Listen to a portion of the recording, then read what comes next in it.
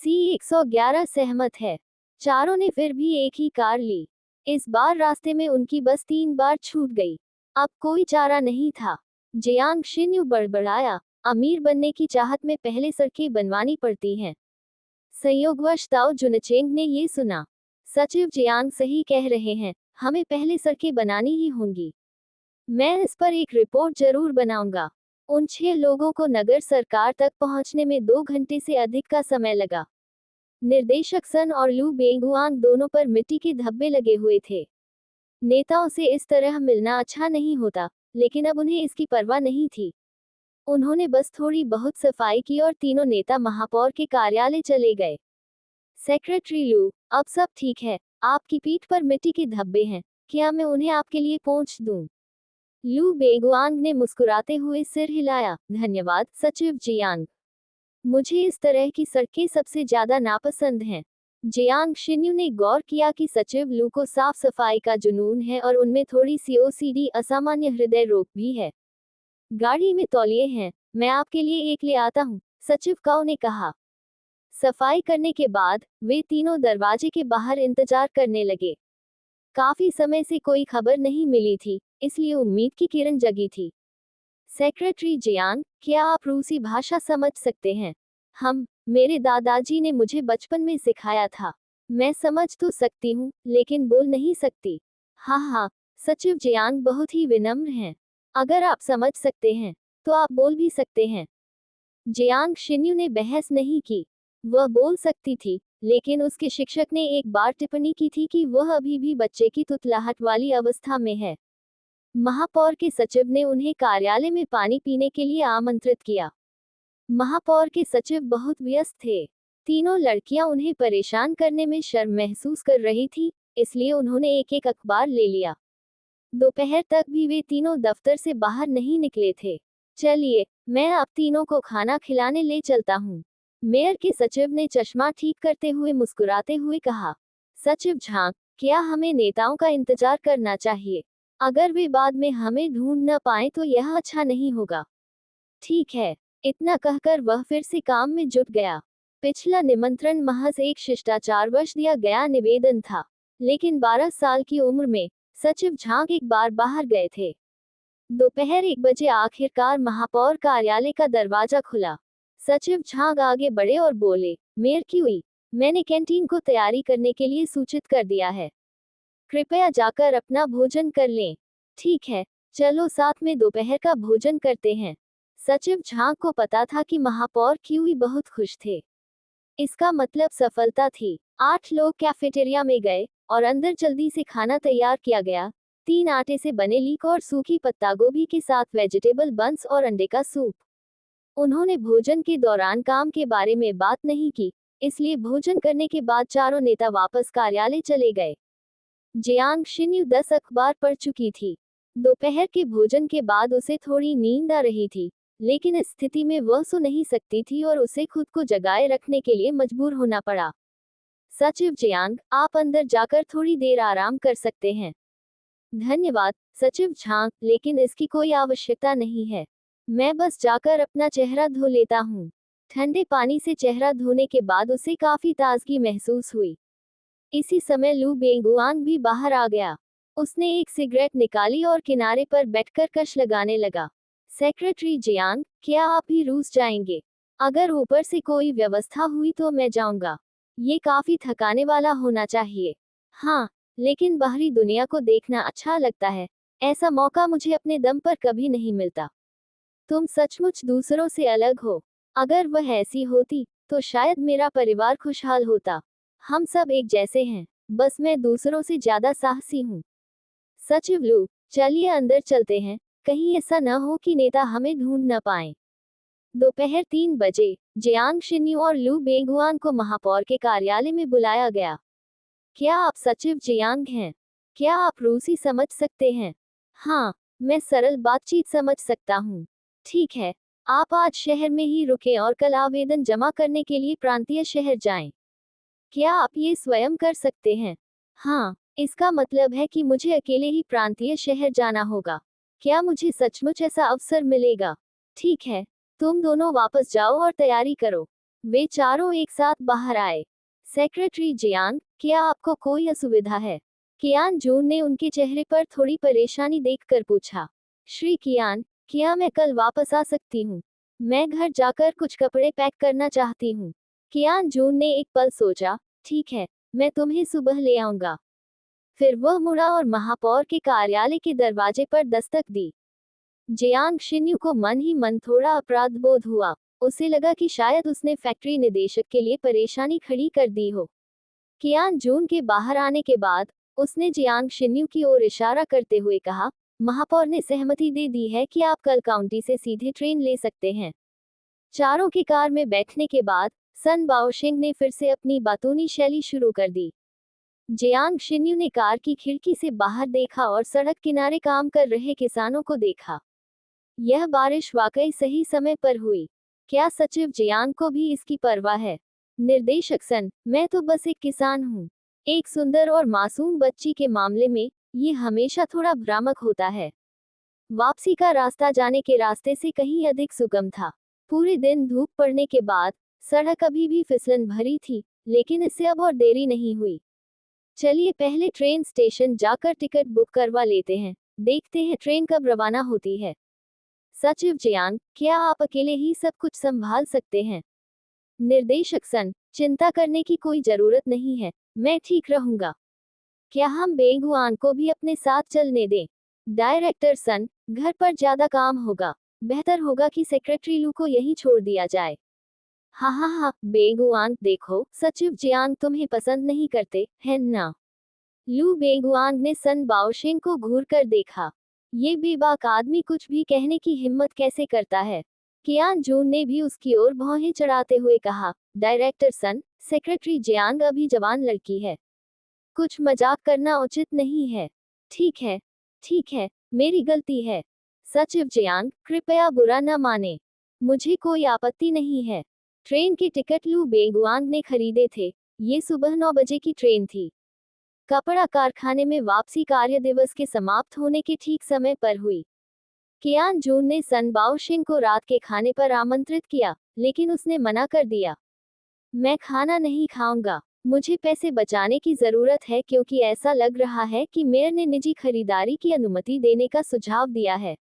मेरे घर पर कई रिश्तेदार भूख से मर रहे हैं। यह एक अच्छा मौका है। सन बाओशिंग को विदा करने के बाद श्री कियान, मैं अपने गांव के लिए कुछ अनाज भी लेना चाहूंगा। जरूर, इस बार आपको जाने का मौका जरूर मिलेगा, बस अपनी व्यवस्था खुद कर लीजिए। कियान जून का सकारात्मक जवाब सुनकर जियांग शिन्यू तुरंत वांग एलिंग को ढूंढने के लिए छात्रावास की ओर दौड़ी। बहन, मैं हमारे कारखाने के निदेशक के साथ कपास और अनाज खरीदने रूस जा रहा हूँ। कल घर जाकर गांव के मुखिया को बता देना। अगर हमारे गांव के लोग कुछ खरीदना चाहें, तो हिसाब किताब कर लेना, और जब मैं प्रांतीय शहर से वापस आऊं, तब शायद जाने का समय हो जाएगा। वास्तव में, क्या आपको लगता है कि मैं आपसे झूठ बोलूंगा? शिन्यू, क्या तुम्हारे लिए ऐसा करना गलत होगा? मुझे भी नहीं पता। मैंने अभी श्री कियान से पूछा, और उन्होंने सहमति जताई। ठीक है, मैं कल घर जाऊंगा। शिन्यू, तुम्हें फिर भी एक पत्र लिखना चाहिए। मुझे खेद है कि मैं स्पष्ट रूप से समझा नहीं पाऊंगा। ठीक है, तुम वापस जाओ और अपने परिवार को बताओ कि मेरे चाचा के परिवार के पास जो भी पैसा है, उसे अनाज में बदल दें। वांग एलिंग ने सिर हिलाते हुए कहा, ठीक है, मैं अपने पिताजी को जरूर बता दूंगी। मैंने $100 से ज्यादा बचा लिए हैं, मैं उन सभी पैसों से अनाज खरीदूंगी। हम हाथ में अनाज होने पर दिल में घबराहट नहीं होती। शिन्यू, उन्होंने तुम्हें ही क्यों चुना? मैं रूसी समझ सकता हूँ। आपने इसे कैसे सीखा? मेरे दादाजी इसे बोल सकते थे, इसलिए मैं समझ तो सकता हूँ लेकिन बोल नहीं सकता। ओह, मुझे नहीं पता था कि आपके दादाजी रूसी बोलते थे। मेरे दादाजी एक धनी परिवार से थे। इसमें आश्चर्य की क्या बात है? ये तो बहुत बढ़िया है, आपको विदेश यात्रा का मौका भी मिलेगा। मैं तुम्हारे लिए कुछ स्वादिष्ट खाना और सुंदर कपड़े लेकर आऊंगी। C-112 व्यावसायिक यात्रा। जियांग शिन्यू घर लौटी, जल्दी से नहाने के लिए पानी उबाला और कपड़े धोए। उसके पास अभी भी 2 नई कमीजें थीं, और बाहरी कपड़ों का एक सेट लेना पर्याप्त होना चाहिए। वह कपड़े बदलने, तौलिया, लंच बॉक्स और चाय का मग लेकर आई। तभी वह खाने के लिए बैठी। चावल का दलिया पहले से ही पका हुआ था। नमकीन बत्तख के अंडे, सॉसेज, इस तरह के भोजन के साथ वजन बढ़ना मुश्किल नहीं है। क्योंकि जियांग शिन्यू कल एक व्यावसायिक यात्रा पर जा रही है, इसलिए वह थोड़ी उत्साहित थी और बिस्तर पर करवटें बदल रही थी। उसे नींद नहीं आ रही थी। व्यावसायिक यात्रा, यह एहसास वाकई बहुत अच्छा है। अकेले जाने का मौका मिलना कितना सुखद है। लू बेगुआंग ने उसे बताया कि स्लीपर टिकट उपलब्ध नहीं है, लेकिन यात्रा में ज्यादा समय नहीं लगेगा। पहुंचने में केवल 2 दिन और 2 रातें ही लगेंगी। अगली सुबह तड़के उसने दरवाजे पर दस्तक सुनी। जियांग शिन्यू को उम्मीद की एक लहर महसूस हुई। उसे लगा कि यह वे कायुन होगी, लेकिन दरवाजा खोलने पर यह देखकर निराशा हुई कि वह वास्तुकार था। मालिक, मुझे बस आपसे संपर्क करने में परेशानी हो रही थी। मैं इस दौरान व्यापारिक यात्रा पर हूँ, इसलिए मैंने द्वार की चाबी आपके पास छोड़ दी है। आप चूल्हा अभी हटा सकते हैं। मुख्य हॉल में रखे चूल्हे के लिए मेरे लौटने तक इंतजार करते हैं। ठीक है, बचा हुआ काम एक दिन में पूरा हो जाएगा। अगर आपको जल्दी नहीं है, तो मैं घर वापस आ रहा हूँ और इस बारिश का फायदा उठाकर खेती करूंगा। इतना कहकर उसने चाबी वापस रख दी। कोई बात नहीं, तो चलिए मेरे लौटने तक इंतजार करते हैं। नाश्ते के बाद जियांग शिन्यू अपना सामान लेकर कपड़ा कारखाने गई। वह वे कायुन के फोन का इंतजार कर रही थी। सफाई करने के बाद वह फोन के पास बैठकर अखबार पढ़ने लगी। सचिव जियांग, अब जाने का समय हो गया है। क्या आप अपना सारा आवश्यक सामान साथ लाए हैं? सभी जगह भीड़ भाड़ है। ये लीजिए, ये हमारी कपड़ा फैक्ट्री का परिचय पत्र है। आपको इसकी आवश्यकता पड़ सकती है। ठीक है, चलिए चलते हैं। कियान जून उसे ट्रेन स्टेशन तक ले गया, कार पार्क की और उसके साथ अंदर चला गया। श्री कियान, मैं अकेले जा सकता हूँ। आपने इससे पहले कभी ट्रेन में सफर नहीं किया है। अगर मैं आपको ट्रेन में बिठा दूं तो मुझे ज्यादा आराम महसूस होगा। टिकट की जांच के लिए 8:45 स्टेशन में जल्दी प्रवेश किया। जियांग शिन्यू बड़ी मुश्किल से ट्रेन में चढ़ी। वहां एक भी सीट नहीं थी। अगर वह सचमुच 2 दिन और 2 रातें खड़ी रहती, तो यह वाकई बहुत चुनौतीपूर्ण होता। ट्रेन चलने के बाद वह धीरे धीरे आगे बढ़ी और उसे एक ट्रेन अटेंडेंट मिला। कॉमरेड, क्या मैं स्लीपर टिकट में बदल सकता हूँ? आप कहाँ जा रहे हैं? मैं प्रांतीय शहर के पूर्वी स्टेशन पर उतर रही हूँ, जियांग शिन्यू ने कहा और फिर 2 पाउंड नूडल्स से भरा एक कपड़े का थैला अटेंडेंट को थमा दिया। ये किस लिए है? कॉमरेड, मैं आपसे मदद मांग रही हूँ। मुझे पता है यह मुश्किल है। क्या आप मेरे लिए कोई रास्ता निकाल सकते हैं? एक लड़की होने के नाते इतनी बड़ी भीड़ में घुसना मेरे लिए बहुत असहज होता है। क्या आपको यकीन नहीं है कि यह सहानुभूतिपूर्ण अपील काम करेगी? मैं एक कपड़ा कारखाने में काम करने वाली मजदूर हूँ, अकेली यात्रा कर रही हूँ, कृपया मेरी मदद करें। ये कहने के बाद जियांग शिन्यू ने परिचय पत्र निकाला और उसे ट्रेन अटेंडेंट को सौंप दिया। ठीक है, आपको टिकट शुल्क के लिए 1 युआन 8 अतिरिक्त देने होंगे। मैं आपको वहां ले चलता हूँ। धन्यवाद, मैं बहुत आभारी हूँ। अतिरिक्त किराया चुकाने के बाद जियांग शिन्यू ट्रेन अटेंडेंट के पीछे पीछे स्लीपर डिब्बे में चली गई। बस यही है। यहीं अकेले आराम करो और दरवाजा बंद करना याद रखना। धन्यवाद साथी, मैं आपका बहुत आभारी हूँ। जियांग शिन्यू ने दरवाजा बंद किया और अपनी चादर बिछाई, फिर आराम से लेट गई। ये कितना बढ़िया है। अब धक्का मुक्की करने की जरूरत नहीं, उसे बाहर जाने की जरूरत नहीं, उसके पास खाने पीने का सामान है। समय बिताने के लिए उसने एक किताब निकाली और उसे तब तक पढ़ती रही जब तक उसे नींद नहीं आ गई। झूलने की गति से नींद आने में मदद मिली। स्टेशन पर पहुंचते ही जियांग शिन्यू गर्मी से परेशान होकर उठ बैठी। उसने खिड़की खोली और बाहर भीड़ भरे प्लेटफॉर्म को देखा। वहां बहुत सारे लोग थे। बस इसी वजह से वह बाथरूम जाने के अलावा शायद ही कभी बाहर जाती थी।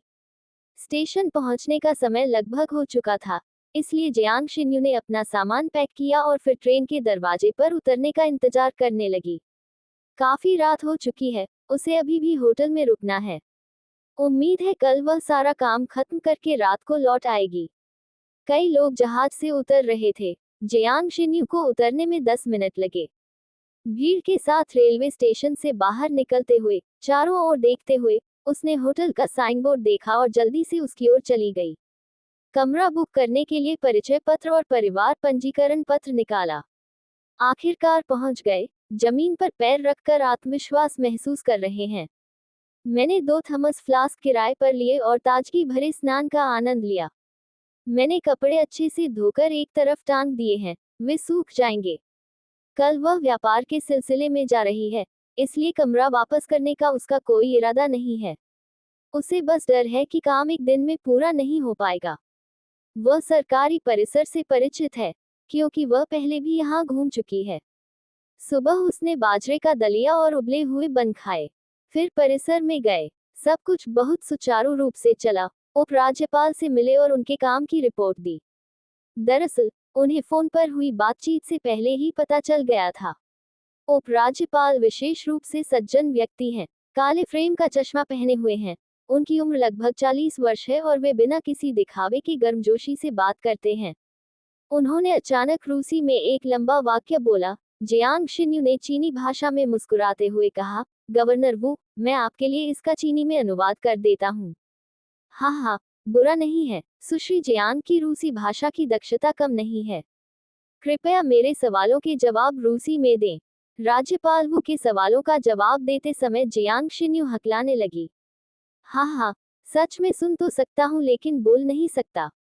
ठीक है, मैं इसे अभी आपके लिए स्वीकृत कर देता हूँ। गवर्नर वू ने अपने सचिव को बुलाया, जो लंबा और गठीला था, लेकिन सचिव की बजाय अंगरक्षक जैसा लग रहा था। सचिव एन, सुश्री जियांग के आवेदन पर मुहर लगाए। हाँ, गवर्नर वू, क्या मेरा काम पूरा हो गया है? हाँ, तो क्या मैं घर जा सकता हूँ? हाँ, जरूर। नौजवान साथी, क्या तुम प्रांतीय शहर का भ्रमण नहीं करना चाहते? गवर्नर वू, मैं वापस लौटने के लिए उत्सुक हूँ। जियांग शिन्यू सचिव आन के पीछे पीछे उनके कार्यालय तक गई। राज्यपाल के हस्ताक्षर के नीचे उन्हें मुहर लगाते देख उसे तसल्ली मिली। सुश्री जियांग, ये लीजिए। धन्यवाद, सचिव एन। क्या मैं हमारे फैक्ट्री मैनेजर को बुला सकता हूँ? बिल्कुल, बेझिझक इस्तेमाल करें। जियांग शिन्यू ने कियान जून के फोन पर डायल किया। श्री कियान, सब कुछ बहुत आसानी से हो गया। राज्यपाल वू सहमत हो गए हैं। अब मेरे पास हस्ताक्षरित और मुहर लगी हुई आवेदन पत्र है। बहुत बढ़िया, शाबाश। श्री कियान, मैं दोपहर में टिकट खरीदने जाऊंगा। सचिव जियांग, सड़क पर सावधान रहें। फोन रखने के बाद जियांग शिन्यू ने सचिव आन को एक बार फिर धन्यवाद दिया। परिसर से बाहर निकलते ही जियांग शिन्यू सीधे ट्रेन स्टेशन चली गई।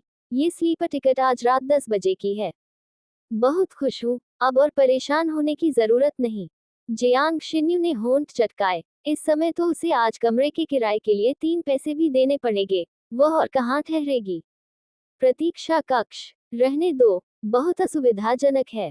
काम पूरा हो जाने से जियांग शिन्यू को तसल्ली मिली, इसलिए उसने रेस्टोरेंट में खाना खाने का फैसला किया। अंदर जाते ही उसकी मुलाकात वहां के निर्देशक से हो गई। सेक्रेटरी जियांग, आप यहाँ क्यों हैं? आपका फैक्ट्री मैनेजर कहाँ है? निदेशक महोदय, मैं यहाँ अकेले व्यावसायिक यात्रा पर आया हूँ और मैंने अपने कार्य पूरे कर लिए हैं। ओह, आज मैं तुम्हें ट्रीट दे रहा हूँ। ओह, मैं इसे कैसे स्वीकार कर सकता हूँ? मैं यहाँ व्यापारिक यात्रा पर हूँ, मुझे खर्च की भरपाई हो जाएगी। निदेशक जियांग को खर्च करने की कोई आवश्यकता नहीं है। हाँ, ठीक है, मैं उनसे आपके लिए अच्छा खाना परोसने के लिए कहूँगा। जियांग शिन्यू ने तेल में पके हुए जिगर के टुकड़ों का आनंद लिया। खुश महसूस करते हुए उसने इच्छा व्यक्त की कि काश उबले हुए बंस को चावल से बदला जा सकता। उसने सचमुच एक पूरा उबला हुआ बन और ब्रेस्ड लिवर स्लाइस की एक प्लेट खा ली। खाना खाने के बाद वह आराम से टहलते हुए वापस चली गई। एक वास्तविक आंखें खोलने वाला अनुभव। ये सोचकर कि दोपहर में करने के लिए कुछ नहीं है और वापस जाने की कोई जल्दी नहीं है, वह बाहर थोड़ी देर घूमने और शायद हाथ में टिकट लेकर इमारत का पता लगाने का फैसला करती है। इस समय आने पर इमारत काफी शांत रहती है। वह दूध पाउडर के 2 पैकेट और माल्टेड मिल्क के 2 पैकेट खरीदती है। ये वो उपभोग्य वस्तुएं हैं जिनका स्टॉक करना आवश्यक है। बारिश इतनी हल्की क्यों हो रही है? क्या खेतों के लिए इतनी काफी होगी? उफ, जियांग शिन्यू ने कुछ विक्रेताओं को अनौपचारिक बातचीत करते सुना। उसने एक बात पर भी ध्यान दिया, यहाँ की सड़कें कीचड़ भरी नहीं हैं। उसे किण्वित टोफू बेचने वाला एक स्टॉल दिखाई देता है, लेकिन उसकी गंध इतनी तेज होती है कि उसे चिंता होती है कि वह पूरे स्थान पर बनी रहेगी, इसलिए वह उसे न खरीदने का फैसला करती है। वह ऊपर की मंजिल पर टहलती है और कुछ बेहतरीन नोटबुक और 2 फाउंटेन पेन खरीदती है। सब कुछ अच्छा लग रहा है, लेकिन चूंकि शहर में भी ये चीजें उपलब्ध हैं, इसलिए वह और अधिक खरीदने का विकल्प नहीं चुनती है। इमारत के बाहर उसे अचानक आगे शोरगुल सुनाई देता है।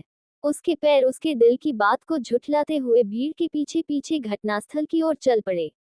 लगभग 1.6 मीटर की ऊंचाई पर खड़ी जियांग शिन्यू घेरे के अंदर क्या हो रहा है, यह नहीं देख सकती। उसे केवल एक महिला के अपशब्द और दूसरी महिला के रोने की आवाज सुनाई देती है। जिज्ञासा प्रबल हो जाती है। वह अंदर घुस जाती है। मनोरंजन के अभाव वाले इस दौर में एक जीवंत दृश्य लोगों को आकर्षित क्यों नहीं करेगा। वह छुपकर सुनती है। उसे गंदी गालियां और थप्पड़ों की दर्दनाक आवाजें सुनाई देती हैं। क्या पत्नी ने प्रेमिका को रंगे हाथों पकड़ लिया है? जियांग शिन्यू की जिज्ञासा और बढ़ जाती है और वह और भी अंदर झांकती है।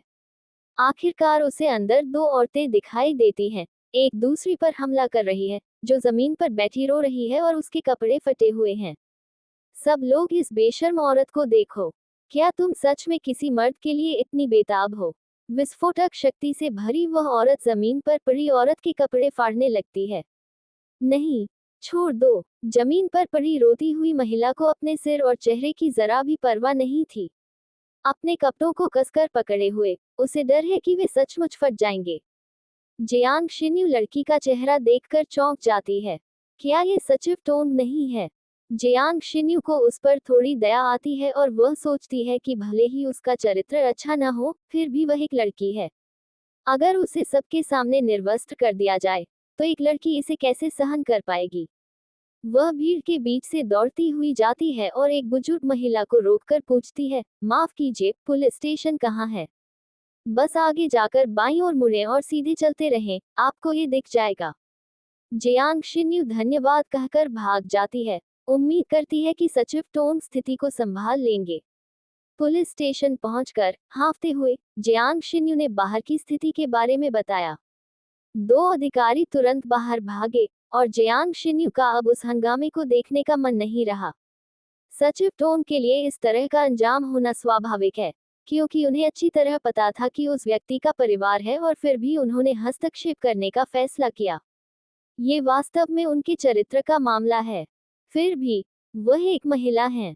वह आह भरती है और होटल की ओर चल पड़ती है। अपने कमरे में चुपचाप रहना ही बेहतर है। ये कैसी किस्मत है, एक ही दिन में इतनी सनसनीखेज खबर का पता चलना। बिस्तर पर लेटे हुए सचिव टोंग की पिटाई का दृश्य बार बार उसके दिमाग में घूम रहा था। उसने निदेशक युआन को क्यों नहीं देखा? वाकई, मर्द। जियांग शिन्यू का अनुमान है कि निर्देशक की पत्नी ने ही उन्हें रंगे हाथों पकड़ा होगा, लेकिन एक महिला को क्यों परेशान करना? ताली एक हाथ से नहीं बजती। अगर आप अपने पति को नहीं संभालते और इसके बजाय एक महिला को बुरी तरह अपमानित करते हैं, तो यह वाकई अन्याय है। अगर किसी पुरुष की ऐसी मंशा न होती, तो विवाहेतर संबंध नहीं होते। थोड़ी निराश महसूस करते हुए जियांग शिन्यू को लगता है कि सचिव टोंग के लिए ये सब करना उचित नहीं है। कुछ बार बातचीत करने के बाद वह जानती है कि लड़की का मूल स्वभाव नेक है। इसके बाद उसका जीवन कैसा चलेगा? क्या वह अभी भी यहाँ रह पाएगी? बिना सोचे समझे वह सो जाती है और दोपहर 5 बजे उठती है। अच्छा है, क्योंकि 10 बजे की ट्रेन यात्रा के लिए उसे ज्यादा नींद नहीं आएगी। वह नीचे जाकर रिसेप्शन पर बताती है कि वह 9:30 बजे चेकआउट करने वाली है। पूरी दोपहर आराम करने के बाद उसके हाथ पैर अकड़े हुए महसूस हो रहे हैं। वह बाहर खाना खाने जाने का फैसला करती है। वह एक रेस्तरां में जाती है, जहां उसे पता चलता है कि शाम के समय वहां केवल शकरकंद के आटे से बने ठंडे नूडल्स ही मिलते हैं। नूडल्स मुलायम और चबाने लायक तो हैं, लेकिन सॉस में केवल गाढ़ी लाल रंग की अचार वाली सब्जियां ही हैं। खाना खाने के बाद 6:30 बज चुके हैं। असुविधा से बचने के लिए वह ट्रेन में चढ़ने से पहले नहाने का फैसला करती है। उसके हिलने से पहले ही उसे पास में ही लोगों को दोपहर की घटना के बारे में चर्चा करते हुए सुनाई देता है। उन दोनों महिलाओं को पुलिस स्टेशन ले जाया गया। अब स्थिति क्या है? इससे क्या फायदा हो सकता है? क्या आप जानते हैं कि वह आदमी कौन था? क्या आपने उस आदमी को देखा? मैंने सिर्फ एक व्यक्ति को पीछे से भागते हुए देखा, जिसकी पैंट ऊपर उठी हुई थी। मैं जानता हूँ, मुझे पता है। एक तरफ बैठकर खाना खा रहा एक आदमी गपशप करने वाली मेज के करीब चला जाता है।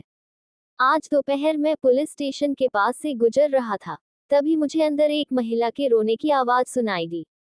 क्या तुम्हें बस इतना ही पता है? नहीं, मैंने एक कपड़ा कारखाने के बारे में कुछ सुना था, निदेशक युआन के बारे में कुछ सुना था। वाह, ये तो बहुत विस्फोटक है। वास्तव में, बाकी सब पुरुषों के एक समूह के बीच के भद्दे मजाक हैं। जियांग शिन्यू आगे सुनना बंद कर देती है और 7 बजे होटल वापस चली जाती है। नहाने के बाद वह आराम से बिस्तर पर लेट जाती है और समय का इंतजार करने लगती है। 9:20 पर वह चेकआउट करने के लिए नीचे जाती है, अपनी जमा राशि वापस लेती है और ट्रेन स्टेशन की ओर चली जाती है। प्लेटफॉर्म पर चढ़ते ही उसे सीधी स्लीपर कार मिल जाती है, जिससे उसे अंदर घुसने के लिए धक्का मुक्की करने की जरूरत नहीं पड़ती। जब वह जहाज से उतरती है, तो शाम के 6:30 बज रहे होते हैं। वह जल्दी घर जाने का फैसला करती है, क्योंकि न नहाना और न कपड़े बदलना असहनीय लगता है। 8:30 बजे वह कपड़ा कारखाने पहुंचती है और सीधे कियान जून के कार्यालय की ओर जाती है। श्री कियान, मैं वापस आ गया हूँ। तुम अकेले वापस आए? जी हाँ, स्टेशन मेरे घर से ज्यादा दूर नहीं है। श्री कियान, ये रहा प्रांतीय राज्यपाल के हस्ताक्षर और मुहर वाला आवेदन पत्र। आपके प्रयासों के लिए धन्यवाद। आराम करने के लिए एक दिन की छुट्टी ले लें। कोई जरूरत नहीं, मैं स्लीपर ट्रेन से वापस आ गया। श्री कियान, क्या सबको पता है कि हमें कच्चा माल मिल रहा है? हाँ, गोदाम में 2 महीने के लिए पर्याप्त सामग्री है। हमें जल्दी करनी होगी। मुझे लगता है कि हर कोई मुस्कुरा रहा है। श्री कियान, ये मेरे यात्रा दस्तावेज हैं। ठीक है, वित्त विभाग में जाओ। जियांग शिन्यू अपने दफ्तर लौटती है, सफाई करती है और वित्त विभाग में जाती है। जून का महीना बीत चुका है और उसे मई का वेतन नहीं मिला है। उसे वेतन की प्रतिपूर्ति भी चाहिए। पैसे वापस पाना एक झंझट है। सभी टिकट, आवास और भोजन की रसीदें एक साथ संलग्न करनी पड़ती हैं। फिर जियांग शिन्यू उन्हें हस्ताक्षर के लिए श्री कियान के पास ले जाती है, उसके बाद वित्त विभाग के प्रमुख के पास। दोपहर तक आखिरकार उसे अपना पैसा मिल जाता है। फिर भी वह काफी खुश है। उसके यात्रा भत्ते और वेतन की कुल राशि 80 युआन से अधिक है, जो एक निदेशक के वेतन के बराबर है। अपनी जेब में पैसे होने से उसे बहुत अच्छा लग रहा है, इसलिए वह खाने के लिए कैंटीन की ओर जा रही है। वह मुख्य पात्र को झाओ झोंगशुओ के बगल में सिर झुकाकर खाना खाते हुए देखती है। शिन्यू, तुम वापस आ गए? हाँ, मैं पहले कुछ खाना ले आती हूँ। सच कहूँ तो वह मुख्य किरदार से ज्यादा संपर्क नहीं करना चाहती, वह नायक के भाग्य से बहुत अभिभूत है। शिन्यू, मैं तुम्हारा इंतजार करूंगा। ठीक है, मैं थोड़ी देर में तुम्हें ढूंढ लूंगी। इससे बचना नामुमकिन है, लेकिन डर भी नहीं है। आखिर वो मुख्य किरदार ही तो है ना? फिर भी उसे सच में घबराहट हो रही है, और इस सोच से वह थोड़ी कांप रही है। सीधा जियांग शिन्यू उन दोनों लोगों के सामने बैठी थी। उसके हाथ में एक बन, आधा चम्मच दलिया और अचार वाली सब्जियों के कुछ टुकड़े थे। कोंग मेंग जी, क्या आपको मुझसे मिलना था? शिन्यू, मेरे पिताजी परसों तुमसे मिलने आए थे। उन्होंने कहा कि वे परसों फिर आएंगे। हाँ, मुझे पता है। आप लोगों ने भी इसके बारे में सुना होगा। हमारी फैक्ट्री रूस से कपास आयात करने जा रही है, और मुझे जाने का मौका मिलेगा। मैं गांव के लिए कुछ अनाज लाने की सोच रहा हूँ। शिन्यू, तुमने मुझे वापस जाकर अपने पिता को ढूंढने के लिए क्यों नहीं कहा? कोंग मेंग जी इस बात से खुश नहीं थी। कौन जाता है, इससे क्या फर्क पड़ता है? आपने पिछले शनिवार को कहा था कि आपकी तबीयत ठीक नहीं है, इसलिए मुझे चिंता थी कि आप अभी तक ठीक नहीं हुए हैं, इसलिए मैंने वांगेलिंग को जाने के लिए कहा। क्या इसमें कोई समस्या है? जियांग शिन्यू की बातें सुनकर कोंग मेंग जी को फिर से हुआंग हुंगवे की याद आ गई। वह पिछले 2 दिनों से उसे ढूंढ रहा था। शिन्यू, अब मैं बेहतर महसूस कर रही हूँ। उस दिन बस पेट में दर्द था। ठीक है, अपना ख्याल रखना। जियांग शिन्यू ने कहा और फिर खाना शुरू कर दिया। पहले दलिया पिया और फिर बन खाया। शिन्यू, मेरे पिताजी परसों दोपहर को पहुंचेंगे। ठीक है, मैं लंच ब्रेक का समय इस्तेमाल कर लूंगा। वरना काम के घंटों में समय बर्बाद करना ठीक नहीं है। कोंग मेंग जी, क्या आप उस दिन हमारे साथ शामिल होंगी? मैं नहीं जाऊंगा, मेरी दिन की शिफ्ट है। ठीक है, मैंने खाना खा लिया है। अब मैं वापस चलता हूँ। जियांग शिन्यू को कोंग मेंगजी से अलग होकर राहत मिली। वह सचमुच मेंगजी से डरती थी और उससे किसी भी तरह का संबंध नहीं रखना चाहती थी। दोपहर में उन्हें कियान जून के कार्यालय में बुलाया गया। सचिव जियांग, निदेशक सन और मैंने अगले सोमवार को ट्रेन से रवाना होने का फैसला किया है, और सचिव लू भी हमारे साथ आएंगी। आप अकेली महिला हैं जो जा रही हैं। कोई बात नहीं, मैं मनोरंजन के लिए नहीं जा रहा हूँ। श्री कियान, चिंता मत कीजिए, मैं निश्चित रूप से कोई बाधा नहीं बनूंगा। साथ ही हमारे गांव के लोग परसों आ रहे हैं, इसलिए मैं उनके लिए अनाज वापस लाने का कोई तरीका सोचूंगा। ठीक है, जब तक इससे काम में देरी नहीं होती, तब तक आपको अपनी मर्जी से कुछ भी करने की आजादी है। हम चारों ने ट्रेन के टिकट खरीद लिए हैं। हम सोमवार को सुबह 3 बजे शहर की ट्रेन से रवाना होंगे। तो हमें रविवार को ही वहां जाना होगा। हाँ, हम रविवार दोपहर को बस लेंगे। समझा। कियान जून के कार्यालय से निकलने के बाद जियांग शिन्यू को किसी ने बताया कि कोई उसकी तलाश कर रहा है। जियांग शिन्यू थोड़ी असमंजस में थी, सोच रही थी कि आखिर कौन उसकी तलाश कर रहा है। बहन शी, हाँ, आज रात हमारी एक सभा है। उसी जगह पर। ठीक है, मैं काम के बाद आऊंगा। क्या आप साइकिल से आए थे? हाँ, मैं अकेले जा सकता हूँ। ठीक है, मैं अब जा रहा हूँ। जियांग शिन्यू ने अनुमान लगाया कि इस सभा का कारण अनाज ढोने में मदद करने के अलावा और कुछ नहीं था। काम खत्म होने के बाद जियांग शिन्यू सीधे रेस्टोरेंट के लिए रवाना हुई। वह सबसे आखिर में पहुंची। लू बेगुआंग ने उस पर 2 बार नजर डाली और महसूस किया कि यह छोटी लड़की अभी भी वैसी ही है। उसने सोचा था कि वह इस यात्रा से अभिभूत हो जाएगी। सचिव जियांग, क्या आप जानते हैं कि हम आपको इस बार क्यों आमंत्रित कर रहे हैं? जियांग शिन्यू ने मुस्कुराते हुए सिर हिलाया। मुझे पता है, चिंता मत करो। जब तक मुझे संभव लगेगा, मैं खाली हाथ नहीं लौटूंगी। मैंने आज श्री कियान से गांव के लिए अनाज लाने में मदद करने के बारे में बात की है, और नेताओं ने मंजूरी दे दी है। सचिव जियांग का व्यवहार स्पष्टवादी है। हम इसकी वास्तव में सराहना करते हैं। इतने औपचारिक मत बनो। अगर मैं कुछ कर सकता हूँ, तो मैं उससे पीछे नहीं हटूंगा। लेकिन चूंकि हम रविवार को जा रहे हैं, इसलिए अगर आपको किसी चीज की जरूरत हो, तो आपको मुझे इन 2 दिनों के भीतर बताना होगा।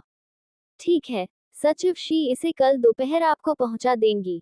हाओ शिचाओ ने लू बेगुआन की ओर मुस्कुराते हुए कहा। बेगुआन, बस सचिव जियांग के निर्देशों का पालन करो। हाँ, जब मैं वहां पहुंचूंगा, तो मैं बहरा और गूंगा होऊंगा। मैं बस सचिव जियांग के निर्देशों का पालन करूंगा। सचिव लू, इसकी कोई आवश्यकता नहीं है। खाना जल्दी खत्म हो गया और सब लोग हिसाब किताब करने के लिए दौड़ पड़े। इतने सारे रिश्तेदारों और दोस्तों के साथ किसी को भी छोड़ना ठीक नहीं होता। अगले दिन कई निदेशक जियांग शिन्यू से मिलने कार्यालय आए। उन्होंने उनमें से किसी को भी मना नहीं किया। हालांकि उन्होंने स्पष्ट कर दिया कि अगर कोई और रास्ता न हो तो उन्हें शिकायत नहीं करनी चाहिए। सभी ने खुशी खुशी अच्छी बातें कहीं। उन्होंने जियांग शिन्यू को खाने पीने से संबंधित निर्णय लेने की छूट दी। दोपहर में गार्ड ने फोन करके उसे सूचित किया कि कोई उसे ढूंढ रहा है, और वह सचिव शी थी। बहन शी, मैं इन सभी चीजों को खरीदने की गारंटी नहीं दे सकती। मैं बस इतना कह सकती हूँ कि मैं सबसे सस्ता अनाज खरीदकर वापस लाऊंगी। हम ये समझते हैं। निश्चिंत रहें, आगे बढ़ें, हमें आप पर भरोसा है। सिस्टर शी, वह भरोसा काफी दबाव वाला होता है। कुछ और बातचीत के बाद जियांग शिन्यू एक बड़ा पैकेट लेकर दफ्तर लौट आई, जिसमें 5,000 युआन के नोटों की गड्डी थी। ऐसा लग रहा था कि इसे बैंक में बदलवाया गया था। रकम काफी अच्छी थी, लेकिन वह उनके इस उदार रवैये से काफी खुश थी। शुक्रवार की दोपहर काम खत्म होने से पहले गार्ड फिर से ढूंढने आया। चाचा जी, चलिए चलते हैं, मैं आपको दोपहर का खाना खिलाने ले चलता हूँ। कपड़ा कारखाने की कैंटीन का स्वाद चख लीजिए। इस बार कोंग झोग्यू और वांग जियान की आंख आए, जो गांव के महत्वपूर्ण व्यक्ति थे, गांव के मुखिया और सेनापति दोनों। बहुत बढ़िया, हमें कैंटीन का खाना भी चखने को मिलेगा, वांग जियान की आंख ने मुस्कुराते हुए कहा। जियांग शिन्यू उन्हें कैंटीन में ले गई, 2 बड़े समुद्री कटोरे और एक प्लेट उधार ली। उसने 11 बाजरे के आटे के बन और पालक के सूप के 2 कटोरे मंगवाए। चाचा जी, आप जल्दी खाना खा लीजिए, हम दोपहर के भोजन के अवकाश का सदुपयोग बातचीत करने में करेंगे। शिन्यू, तुमने इतना सारा सामान क्यों मंगवाया? ये बहुत महंगा है। कोई बात नहीं, आपके लिए इतनी दूर आना आसान नहीं है, आपको अच्छे से खाना होगा। अगर यह काफी नहीं होगा, तो हम और मंगवा लेंगे। कई लोगों ने जियांग शिन्यू का अभिवादन किया और उसने भी मुस्कुराकर जवाब दिया। हालांकि वे दोनों व्यक्ति ग्राम अधिकारी थे, लेकिन बाहर निकलने पर वे काफी संयमित महसूस कर रहे थे। मन ही मन उन्होंने जियांग शिन्यू का पुनर्मूल्यांकन किया और महसूस किया कि वह वाकई एक असाधारण लड़की थी। सभी लोग उन 2 बुजुर्ग पुरुषों के बारे में भी उत्सुक थे, विशेष रूप से झाओ झोंगशुओ, जो अपना भोजन लेकर आए थे। सचिव जियांग, श्री झाओ, नमस्कार महोदय। सचिव जियांग, मेंगजी के पिता कौन हैं? जियांग जिन्यू ने कोंग झोंगियो पर नजर डाली। झाओ झोंगशुओ ने तुरंत अपना परिचय कोंग झोंगियो से कराया। अंकल कोंग, मैं झाओ झोंगशुओ हूँ, मेंगजी का साथी। आज इस तरह अचानक मिलना थोड़ा अजीब है। मैं आपके घर आने का समय जरूर निकालूंगा। कोंग झोंगियो अचंभित रह गया, क्योंकि उसकी बेटी ने अपने रिश्ते के बारे में कभी जिक्र नहीं किया था। नमस्कार, श्रीमान झाओ। इसके बाद झाओ झोंगशुओ लगातार अच्छी अच्छी बातें कहता रहा, जिससे कोंग झोंगियो उस युवक से काफी संतुष्ट हो गया। जियांग शिन्यू और वांग जियानकियांग खाने पर ध्यान केंद्रित कर रहे थे, और वांग जियानकियांग को खाना खत्म करते देख उसने उसे एक बन पकड़ा दिया। उसने प्रति व्यक्ति 5 बन तैयार किए थे। चाचा जी, मुझे पता है कि आज आपको सचिव जियांग से कुछ काम है। मैं आपको परेशान नहीं करूंगा।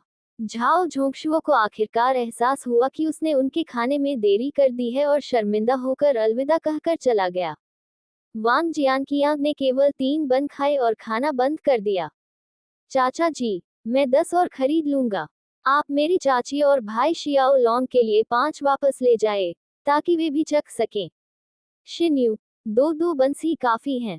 मैंने देखा है कि वे सीमित मात्रा में बेचते हैं। हाँ, मेरे लिए भी यह एक सीमित खरीदारी है, लेकिन चूंकि मैं लंबे समय से यात्रा कर रहा हूँ और हाल ही में यहाँ खाना नहीं खाया है, इसलिए वे मुझे अधिक सामान बेचते हैं। क्षमता, ग्राम प्रमुख, कृपया थोड़ा सा ले लीजिए, यह मेरी ओर से एक छोटा सा उपहार है। अंत में जियांग शिन्यू 10 उबले हुए बंस नहीं खरीद पाई, भोजन सीमित मात्रा में था। अपने 10 बंस बेचना भी एक उदारतापूर्ण कार्य था। खाना खाने के बाद जियांग शिन्यू उन्हें वापस अपने कार्यालय में ले गई और उन दोनों के लिए पानी डाला। ग्राम मुखिया, मैं रविवार को रवाना हो रहा हूँ, और मुझे ठीक से याद नहीं कि मैं कब लौटूंगा, लेकिन मुझे लगता है कि 2 महीने का समय ठीक रहेगा। हमारे गांव में कितने परिवार अनाज खरीदना चाहते हैं? शिन्यू, हम 8,000 युआन से अधिक लाए हैं। ये गांव की इतने वर्षों की बचत है, और हम इसे यहाँ लाए हैं। अनाज खरीदने के बाद हम इसे सभी में बांट देंगे। ये बहुत अच्छी बात है, ग्राम प्रधान, लेकिन मैं स्पष्ट कर दूं, इसकी कोई गारंटी नहीं है कि मैं इसे वापस खरीद पाऊंगा, और मैं क्या वापस लाऊंगा ये भी अनिश्चित है। लेकिन मैं वादा करता हूं कि अगर मैं इसे वापस नहीं खरीद पाया, तो मैं 8,000 युआन पूरे गांव को लौटा दूंगा, 1 पैसा भी कम नहीं। अगर मैं खरीद पाया, तो मैं सबसे सस्ता अनाज लाऊंगा ताकि सभी लोग कुछ और समय तक गुजारा कर सकें। बहुत बढ़िया, हमें आप पर भरोसा है। तभी फोन की घंटी बजी। नमस्कार, फैक्ट्री निदेशक का कार्यालय। यह मैं हूँ, निर्देशक वेई। आप? सेक्रेटरी जियांग, मैंने सुना है कि आप भी रूस जा रहे हैं। हाँ, रविवार को रवाना हो रहे हैं। मैं किसी को भेजकर 5 लाख रुपए भिजवाऊंगा। ये सब गेहूं खरीदने के लिए होंगे। रूबल में, युआन में, ठीक है। जियांग शिन्यू जानती थी कि वेई काइयुन अब खुलकर बोलने में असमर्थ होगी। फोन रखने के बाद जियांग शिन्यू ने देखा कि दोनों ने पहले ही पैसे मेज पर रख दिए थे। शिन्यू, सारा पैसा यही है, हमने इसे बैंक से निकाल लिया है। मैं इस पैसे को जरूर सुरक्षित रखूंगी। पैसों के 8 बंडलों की गर्माहट महसूस करते हुए जियांग शिन्यू को अंदर से बेचैनी होने लगी। दोनों बुजुर्गों को विदा करने के बाद जियांग शिन्यू सीधे कियान जून के कार्यालय में चली गई। श्री कियान, हम सब नकद ला रहे हैं। हमारे गांव ने आज पैसे भेजे हैं, लेकिन सब युआन में हैं। हम सब युआन ला रहे हैं, वहां हमारे दोस्त इस मामले को संभाल लेंगे। तो मुझे राहत मिली। जियांग शिन्यू ने कियान जून की ओर देखा, लेकिन उसके पास कहने के लिए और कुछ नहीं था। वह उलझन में कार्यालय लौट गया। वेई कायुन ने कहा कि कियान जून उसके साथ है, तो कियान जून को इतनी मात्रा में गेहूं खरीदना कैसे नहीं आता। दोपहर में वह फोन पर नजर रखती रही। उसे वेई कायुन का कोई फोन नहीं आया। कल शनिवार है, घर पर आराम करने का मौका है। कल मैं घर की मरम्मत करवाने के लिए किसी मिस्त्री को ढूंढूंगा। शनिवार को 2 और कारीगर आए और मुख्य कमरे का चूल्हा बदल दिया गया। अब ये चूल्हा बिस्तर को भी गर्म कर सकता है, और बाथरूम में खिड़कियां और दरवाजे लगा दिए गए। मुख्य कमरे का लोहे का चूल्हा बाथरूम में रख दिया गया, जिससे सारा काम पूरा हो गया। जब जियांग शिन्यू ने उन्हें पैसे दिए, तो उन्होंने इसे लेने से इनकार कर दिया और कहा, उस सज्जन ने पहले ही भुगतान कर दिया है। युवती, अगर आपको किसी चीज की जरूरत हो तो हमसे संपर्क करें। ठीक है, धन्यवाद स्वामी जी। दोपहर में जियांग शिन्यू घर पर ही रही और उन्होंने सेम और खीरे बोए। उन्होंने दीवार के किनारे मक्के की एक पंक्ति लगाई जिसे बाद में उबालकर खाया जाएगा। शाम को दरवाजे पर दस्तक हुई। मैं वेई कायुन का दोस्त हूँ। जियांग शिन्यू ने दरवाजा खोला और बाहर 2 अधेड़ उम्र के पुरुषों को खड़ा देखा। ये वही है जो वेई कायुन चाहती थी कि मैं तुम्हें दूं। इतना कहकर वे एक बड़ा कपड़ा थैला रखकर चले गए। पहली बार जियांग शिन्यू ने इसे नहीं उठाया, ये बहुत भारी था। घर के अंदर आकर उसने कपड़े का थैला खोला और उसके अंदर पैसों के बंडल थे। साथ ही एक पत्र भी था। कियान जून को पता है, वह तुम्हें ढूंढने आएगा। जियांग शिन्यू को बहुत गुस्सा आया। आखिर सिर्फ वे कुछ शब्द ही क्यों। खुद को संभालते हुए उसने उसे एक तरफ रख दिया। तभी दरवाजे पर एक और दस्तक सुनाई दी। सचिव जियांग, मैं कियान जून हूँ। श्री कियान, ये पैसा अभी अभी पहुंचा है, मैं इतना सारा कैसे ले जाऊं? मैं इसका ध्यान रखूंगा। इसे कारखाने भेजना बहुत असुविधाजनक था, इसलिए मुझे इसे आपके पास लाना पड़ा। ठीक है। बाहर पड़ा ये बड़ा बैग, अगर कोई इसे पहली नजर में भी देख ले, तो उसे नहीं लगेगा कि इसमें पैसे हैं। सचिव जियांग, क्या आपको जिज्ञासा नहीं है? जियांग शिन्यू ने झट से अपना सिर हिलाया और कहा, श्री कियान, मुझे कोई जिज्ञासा नहीं है। मैं बस आपके आदेशों का पालन कर रही हूँ। कियान जून हंसते हुए बोला, पैसा आज रात तुम्हारे पास ही रहेगा, मैं कल दोपहर को आऊंगा। कोई हमें ले जाने के लिए आ जाएगा। अब सार्वजनिक बसें नहीं चलेंगी। बस अब और नहीं, मेरा इंतजार करो। ठीक है, मैं बहुत सतर्क हूँ। मुझे आश्चर्य है कि इनमें से कौन सा वाक्य सही है। कियान जून को विदा करने के बाद जियांग शिन्यू ने पैसे अपने कमरे में रख दिए।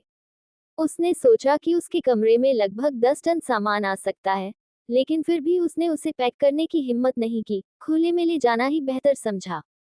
वह अपनी रजाई में सो गई, लेकिन वेई कायुन छत को घूर रहा था।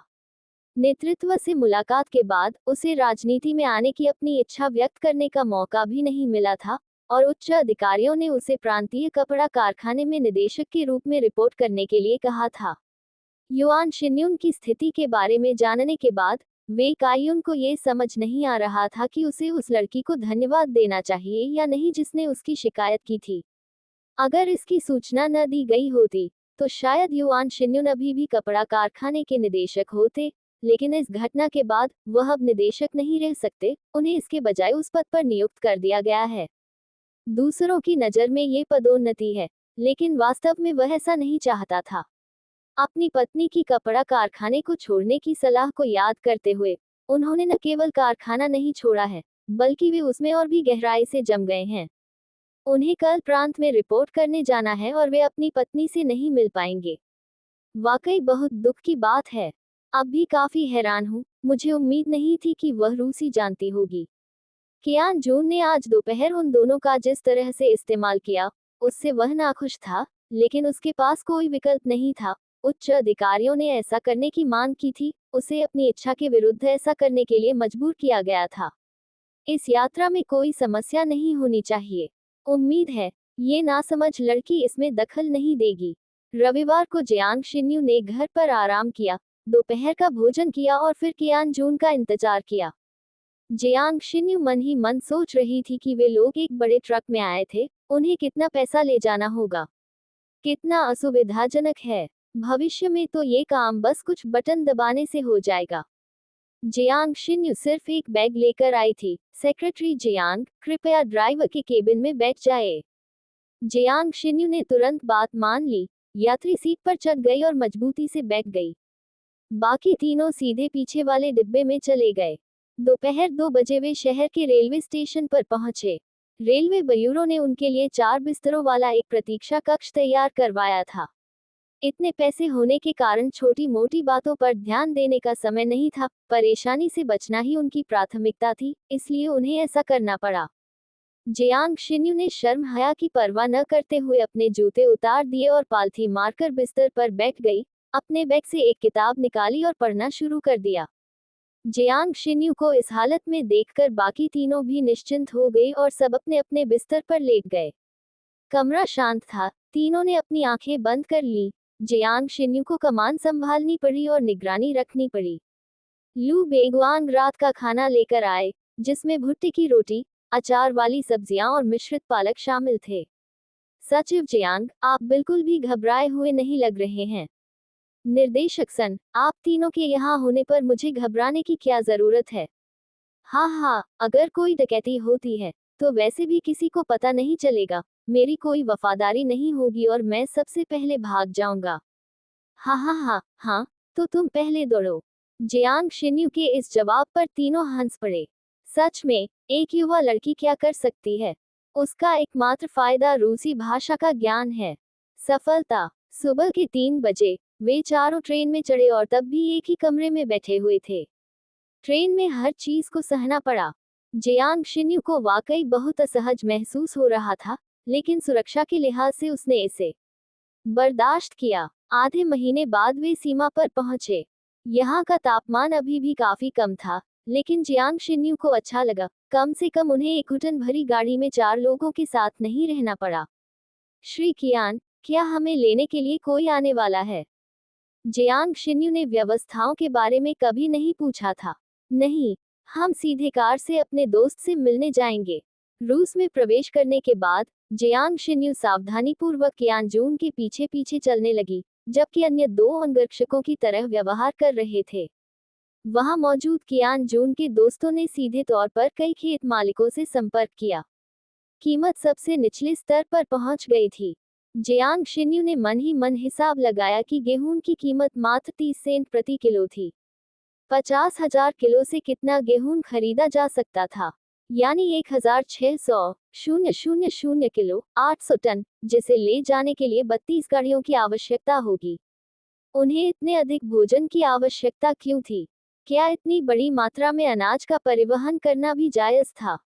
जियांग शिन्यू ने राहत की सांस ली। ये चिंता की बात नहीं थी। उसे बस अपने पास मौजूद 13,000 रुपये अनाज के बदले बदलने थे। बाकी के बारे में वह कुछ नहीं कहना चाहती थी। अगर कुछ हुआ तो बहुत बड़ी बात हो जाएगी। कपास की कीमतें अच्छी थी, 1 क्विंटल 1 युआन। परिवहन लागत जोड़ने पर यह लगभग 1.20 युआन हो जाती थी। कियान जून 200,000 युआन लाया था, जिससे वह 80 टन से अधिक कपास खरीद सकता था। बातचीत समाप्त हो गई और वहां के लोगों को उनके प्रयासों के लिए अंतिम रूप से 5% कमीशन दिया गया। ये काफी उचित था। अनुबंध पर हस्ताक्षर हो चुके थे और परिवहन की व्यवस्था भी हो चुकी थी। जियांग शिन्यू और लू बेगुआन को माल की जांच का जिम्मा सौंपा गया था। ये काम वाकई मुश्किल था। वे हर बोरी खोलकर जांच नहीं कर सकते थे, इसलिए कियानजून ने उन्हें केवल मात्रा की सही जांच सुनिश्चित करने का निर्देश दिया। 20 दिन बाद 30 गाड़ियों पर 600 टन गेहूं लादा गया। इसके अतिरिक्त सन बाओशिंग के लिए 3 गाड़ियों में 20 टन गेहूं और 40 टन ज्वार सहित 60 टन गेहूं लादा गया। जियांग शिन्यू और लू बेगुआंग ने 20 टन गेहूं के लिए एक गाड़ी किराए पर ली। कुल मिलाकर 34 गाड़ियां प्रस्थान के लिए तैयार थीं। सचिव जियांग, आपको निदेशक सन के साथ वापस लौटना चाहिए। सीमा पर पहुंचकर स्टेशन पर उतरें और एक फोन करें, कोई आकर 600 टन गेहूं का काम संभाल लेगा। यात्रा में सावधान रहना। मैं कल माल भेज दूंगा, फिर हम साथ लौटेंगे। हाँ, जियांग शिन्यू को अब चिंता सता रही थी कि कहीं उन्हें सीमा पार करने की अनुमति न मिल जाए। इतनी अधिक मात्रा में अनाज होने के कारण उसे ये भी आशंका थी कि कहीं कोई शुल्क न लग जाए। डर और कांपते हुए वे 2 दिन बाद सीमा पर पहुंचे। जाहिर है, जांच अनिवार्य थी। जियांग शिन्यू एक नन्ही सी बच्ची की तरह किनारे खड़ी थी, सचमुच भयभीत थी। उसने ऐसा मंजर पहले कभी नहीं देखा था। दोनों तरफ असली बंदूकें उन पर तनी हुई थी। ऐसा लग रहा था कि यहाँ सब कुछ पहले से ही व्यवस्थित था, इसलिए वे ज्यादा परेशान नहीं थे। लेकिन जियांग शिन्यू ने फिर भी कल कियान जून द्वारा दिए गए 10,000 युआन निकाल लिए। आखिरकार आखिरी गाड़ी देश में दाखिल हुई। जियांग शिन्यू ने नाटकीय अंदाज में अपनी छाती थपथपाए और कहा, मैं तो बुरी तरह डर गई थी, बुरी तरह डर गई थी। सन बाओशिंग उसकी प्रतिक्रिया पर हंस पड़ी। मुझे लगा था कि सचिव जियांग निडर हैं और बिल्कुल भी भयभीत नहीं हैं। निर्देशक सन, मैं कसम खाता हूं कि अगली बार मैं नहीं आऊंगा। ये जानलेवा था। मुझे लगभग दिल का दौरा पड़ गया था।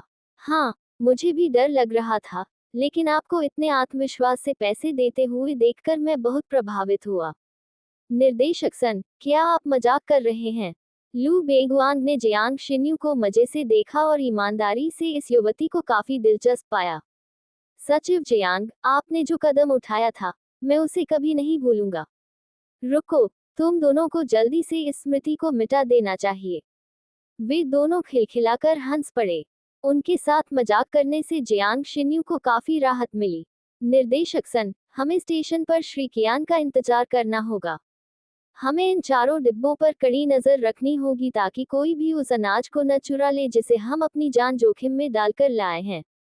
मैंने सुना है कि ट्रेन में बहुत चोर हैं। हाँ, मुझे पता है। वापस आते समय मैं गाड़ी में ही बैठा रहूंगा और देखूंगा कि कौन चोरी करने की हिम्मत करता है। जियांग शिन्यू ने सिर हिलाया। यह कोई समाधान नहीं है। ट्रेन चोर हताश हैं, और अगर वे अपनी जान जोखिम में डालते हैं तो आप क्या कर सकते हैं? डायरेक्टर सन, स्टेशन पहुंचने के बाद कुछ लकड़ी लाकर अनाज के ऊपर रख दें। इस तरह नुकसान कम होना चाहिए।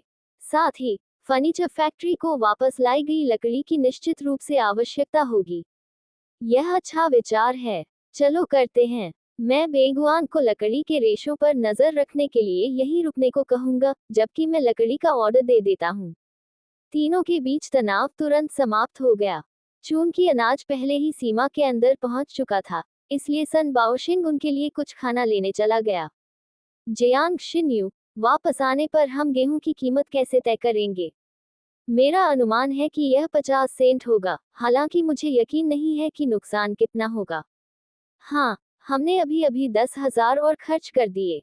मैंने पहले कभी इतना पैसा नहीं देखा था। हम खुशकिस्मत थे कि अनाज इतना सस्ता था। मैंने कभी नहीं सोचा था कि सबसे महंगा हिस्सा यात्रा खर्च होगा। हाँ, कपास की लागत और भी अधिक है। प्रांत की कपड़ा मिल अभी भी आधा हिस्सा चाहती है। इसके बारे में सोचना ही निराशाजनक है। जियांग शिन्यू, अगली बार बाहर मत आना, ये बहुत खतरनाक है। तुम्हें नहीं पता कि उस विदेशी का सामना करते हुए देखकर मुझे कितना पसीना आया था। मैं भी डरी हुई थी, सचमुच बहुत डरी हुई थी, उसने धीरे से कहा। लू बेगुआंग ने उसके कंधे पर थपथपाते हुए कहा, अब सब खत्म हो गया है। तुमने इसे मुझसे कहीं बेहतर तरीके से संभाला। खाना खाने के बाद वे तीनों जागते रहे और स्टेशन पहुंचने का इंतजार करते रहे। ट्रेन शाम 8 बजे रुकी। जियांग शिन्यू ट्रेन से उतरी और सीधे स्टेशन मास्टर के पास फोन उधार लेने गई। तुरंत संपर्क स्थापित हो गया। हम स्टेशन पर पहुंच गए हैं। हम आधे घंटे में वहां पहुंच जाएंगे। जियांग शिन्यू का दिल अब भी बेचैन था। इन 30 गाड़ियों के चले जाने के बाद ही उसे सचमुच चैन मिलेगा। उसने लू बेगुआन को पाया, जो सन बाओशिंग और उनकी टॉर्च के साथ गश्त कर रहा था। आधे घंटे में, जब ये बड़ा मालवाहक जहाज निकल जाएगा, तो हम सुरक्षित हो जाएंगे। हाँ, मैं गश्त जारी रखूंगा, बस चैन से नहीं बैठ सकता। दरअसल, आधे घंटे बाद, बड़े ट्रकों की एक कतार पहुंची, और एक आदमी ड्राइवर की सीट से उतरा और सीधे जियांग शिन्यू की ओर चल पड़ा। नमस्कार, मैं कार्यभार संभालने आया हूँ। नमस्कार, साथी, लेकिन आप ये कैसे साबित करेंगे कि यह काम आपने ही करवाया है? यह कोई छोटी रकम नहीं है, और हमारे नेता यहाँ नहीं हैं। मैं अकेला हूँ, तो मैं अपने नेता को ये कैसे समझाऊंगा? क्या आपने अभी अभी फोन नहीं किया था? उससे भी इसकी गारंटी नहीं मिल सकती, कॉमरेड। आप फोन करके इसकी पुष्टि क्यों नहीं कर लेते? हे, अगर मैं फोन न भी करूं तो तुम क्या कर सकते हो? कॉमरेड, कृपया, मैंने जो भी जोखिम उठाए हैं, उन्हें देखते हुए, बस एक फोन कर दीजिए। क्या आप वेक आयुन से संपर्क कर सकते हैं? अगर वह कहता है कि यह आपके लिए है, तो मैं मान जाऊंगा। मुझे आपकी सहमति की आवश्यकता नहीं है। कॉमरेड, मुझ जैसी एक युवा लड़की इतना बड़ा जोखिम उठा रही है, क्या आप मुझे इसे एक सुखद अंत तक नहीं पहुंचने दे सकते? जियांग शिन्यू ने दयनीय स्वर में विनती की, उनके पीछे पीछे चलते हुए। उसने सीटी बजाए और 20 से अधिक लोग ट्रकों से उतर गए। कॉमरेड, कॉमरेड, चलो, मैं तुम्हें फोन करने ले चलता हूँ। उस छोटी लड़की को लगभग रोते हुए सुनकर शिंटियन के पास सचमुच कोई विकल्प नहीं बचा था। C-117 घर जाओ। जियांग शिन्यू शिंटियन के पीछे पीछे दौड़ती हुई चल रही थी, क्योंकि शिंटियन बहुत तेज चल रहा था। वे दोनों एक ही दफ्तर में दाखिल हुए। Phone number. जियांग शिन्यू स्तब्ध रह गया और उसने शिंटियन को खाली निगाहों से घूरते हुए कहा, कॉमरेड, मेरे पास डायरेक्टर वे का फोन नंबर नहीं है, और मुझे नहीं पता कि वह कहाँ है। यहाँ तक कि श्री कियान भी विदेश में हैं और उनसे संपर्क नहीं किया जा सकता है। शिंटियन ने उस युवती के चेहरे पर दयनीय भाव देखा, जिससे उसका हृदय पिघल गया। उसने फोन उठाया और वे कायुन का नंबर मांगा। दोबारा डायल करने पर कॉल काफी देर तक बजती रही। फिर रात की शिफ्ट में काम कर रहे किसी व्यक्ति ने जवाब दिया, मैं वे कायुन को ढूंढ रहा हूँ। एक पल रुके, मैं डायरेक्टर वे को ढूंढ कर लाता हूँ, 5 मिनट में वापस कॉल करें। शिंटियन ने फोन काट दिया, समय देखा और भारी मन से बैठ गई। जियांग शिन्यू एक सताई हुई नौकरानी की तरह किनारे खड़ी थी। 5 मिनट बाद शिंटियन ने फिर से फोन डायल किया। वे कयुन, हाँ, यह मैं हूँ। रुको, इधर आओ और खुद पुष्टि करो, यह मत कहना कि तुम वे कायुन नहीं हो। नमस्ते, शिन्यू। हाँ, अब जब तुम हो, तो मुझे राहत मिली है। उसकी आवाज लगभग आंसुओं से भर आई। शिंटियन ने लाल आंखों वाली लड़की की तरफ देखा और हताशा से फोन उठाते हुए कहा, वे कायुन, मैं शिंटियन हूँ। मुझे पता है। मैं माल लेने आया हूँ। आपकी सचिव चाहती हैं कि आप इसकी पुष्टि करें, इसलिए उन्हें अभी बता दें। फोन की दूसरी तरफ मौजूद वे कायुन को हंसी भी आ रही थी और झुंझलाहट भी। जियांग शिन्यू ने फोन अपने हाथ में लेते हुए कहा, शिन्यू, तुम इसे उसे सौंप सकते हो, तुम्हारा मिशन पूरा हो गया है। ठीक है, मैं प्रांतीय वस्त्र कारखाने में आपका इंतजार करूंगा। जियांग शिन्यू ने उसे कोई जवाब नहीं दिया, उसने बस फोन काट दिया। उसने शिंटियन की ओर झुककर कहा, धन्यवाद, कॉमरेड। शिंटियन ने जियांग शिन्यू को गहरी नजरों से देखा, कुछ नहीं कहा और जाने के लिए मुड़ गई। जियांग शिन्यू जल्दी से बाहर निकल गई, उसे सन बाओशेंग और लू बेंगुआन को सूचित करना था। बाहर निकलते ही उसने देखा कि बाकी 4 वैगनों से माल पहले ही उतार लिया गया था। वे दोनों एक तरफ खड़े होकर देख रहे थे। जियांग शिन्यू, क्या सत्ता हस्तांतरण हो चुका है? हाँ, अब ये हमारा मामला नहीं है। जियांग शिन्यू तब तक प्लेटफॉर्म पर किसी बेंच पर नहीं बैठी जब तक वे वहां से चले नहीं गए। उसका दिल जोर से धड़क रहा था।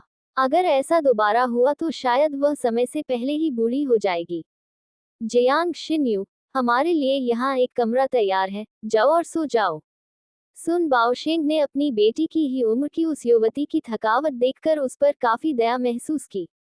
निर्देशक सन, मुझे वास्तव में आराम करने की जरूरत है, मेरी तबीयत ठीक नहीं है। जाओ, अच्छी नींद लेने से तुम्हें फायदा होगा। जियांग शिन्यू लड़खड़ाते हुए उस कमरे में दाखिल हुई जिसकी ओर सन बाओशेंग ने इशारा किया था। वह बिस्तर पर गिर पड़ी और सो गई। स्वच्छता के प्रति उसका जुनून भुला दिया गया। इसी बीच ट्रेन में शिंटियन को उसके अधीनस्थों द्वारा चिढ़ाया जा रहा था। बॉस, आज आप इतने सहमत क्यों हैं? लेकिन वह छोटी लड़की काफी बहादुर थी। शिंटियन ने उन्हें घूर कर देखा, कुछ नहीं कहा, लेकिन सोच रही थी कि उसका दिल नर्म क्यों पड़ गया। क्या यह इसलिए था क्योंकि वह रो रही थी फिर भी उसके पीछे जाने के लिए दृढ़ थी? वे कायुन ने बेहद परेशान होकर फोन रख दिया। उसने इस लड़की को पहले कभी इतना निराश नहीं देखा था, फिर भी इस बार उसने रोते हुए उसे फोन किया और चाहा कि काश वह उसके साथ होता। छात्रावास में वापस आकर नींद न आने के कारण ऐसा प्रतीत हुआ कि नेताओं ने इस सामान को बहुत महत्व दिया, तभी उन्होंने शिंगटियन को भेजा। लेकिन शिंगटियन अपनी झंझटों के लिए कुख्यात था, तो उसने फोन करने के लिए कैसे सहमति दी। जियांग शिन्यू सुबह 6 बजे तक सोई रही। उसे अभी भी चक्कर आ रहे थे, लेकिन वह फिर भी उठ गई क्योंकि डायरेक्टर सन और लू बेगुआन पूरी रात नहीं सोए थे। नहाने के बाद वह उन्हें ढूंढने चली गई। निदेशक सन, सचिव लू, क्या आप आराम करने जा रहे हैं? बेगुआन, तुम जाकर आराम करो क्योंकि तुम्हें रात की ड्यूटी करनी है। मैं लकड़ी वालों से संपर्क करने जा रहा हूँ। लू बेगुआन ने मना नहीं किया। उसकी आंखें इतनी थक चुकी थीं कि खुली नहीं रह सकती थी। जियांग शिन्यू प्लेटफॉर्म की लंबी बेंच पर बैठी उन 4 वैगनों को देख रही थी, जिन पर कई लोगों की उम्मीदें टिकी थीं, और यह सुनिश्चित कर रही थी कि कोई गलती न हो। सुन बाओशेंग दोपहर तक नहीं लौटा था। शिन्यू, मैंने व्यवस्था कर दी है, लकड़ी आज दोपहर तक पहुंचा दी जाएगी। बहुत बढ़िया, अब यात्रा करना बहुत सुरक्षित हो गया है। निर्देशक सन, आप खाना खाकर आराम कीजिए, मैं यहाँ पहरा देता रहूंगा। ठीक है, मैं सो जाता हूँ, उनके आने पर मुझे फोन कर देना।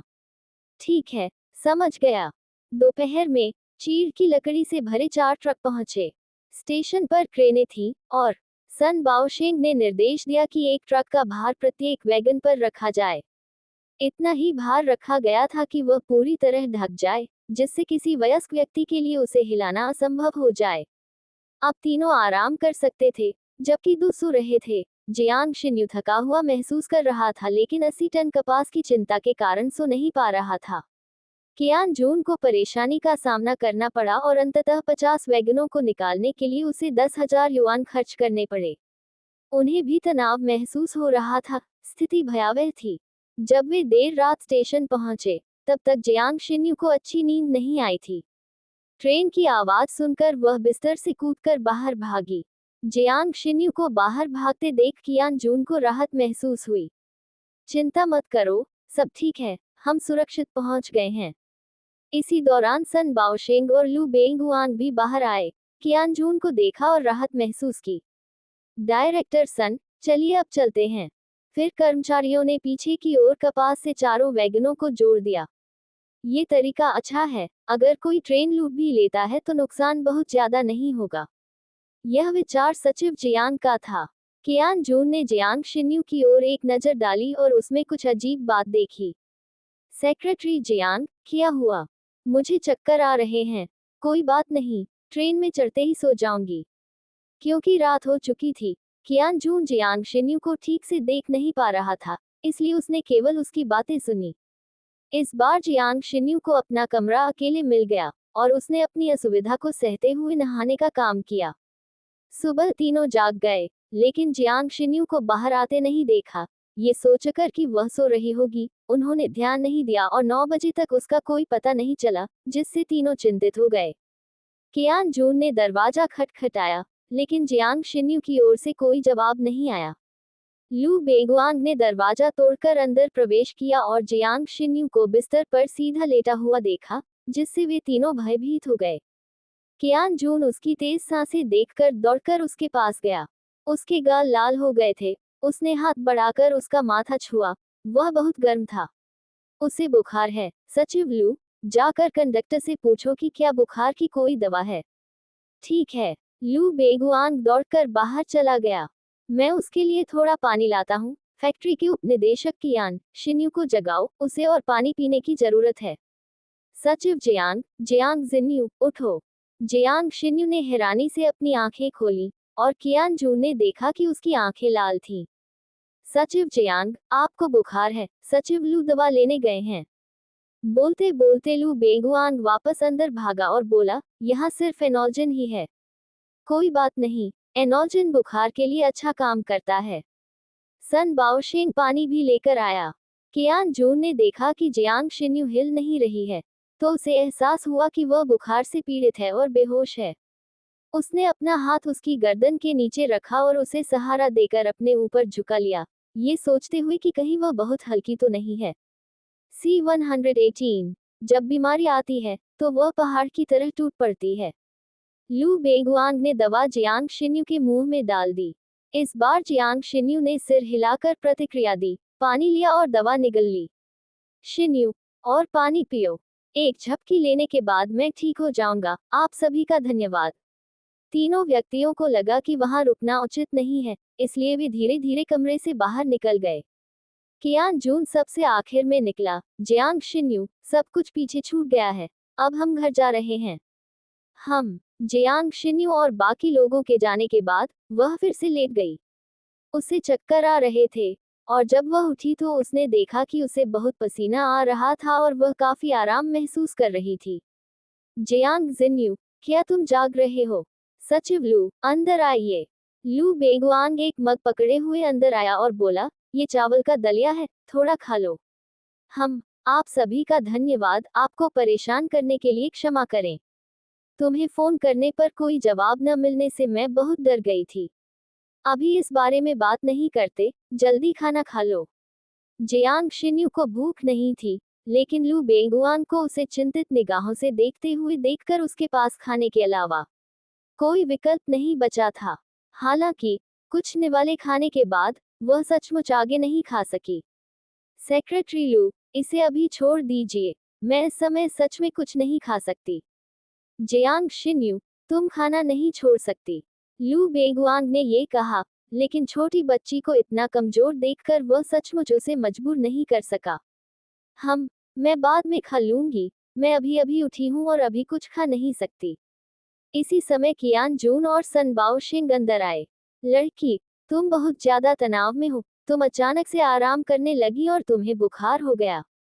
निर्देशक सन, मैं ठीक हूँ। उन तीनों ने देखा कि उसमें बिल्कुल भी ऊर्जा नहीं बची है और उन्होंने वहां ज्यादा देर न रुकने का फैसला किया, इसलिए वे चले गए।